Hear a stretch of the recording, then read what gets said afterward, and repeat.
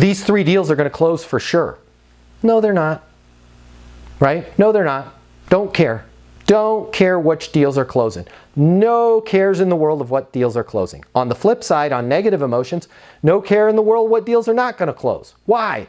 I have a process, right? I have a process, okay? We are now moving from, fly fishermen out in Aspen, Colorado with our beautiful gear and, oh, I've tied the perfect fly. I'm going to get a trout. To we're a freaking commercial fishing operation. Right? We got 1,000 lines in the water or a net or however the hell they catch all those fish. That's the operation that we're running. And if any one line doesn't close or does, don't care.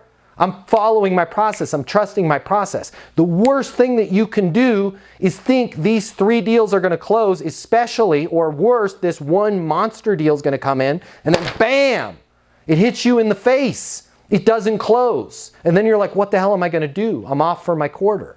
Right? Trust your process. Follow through.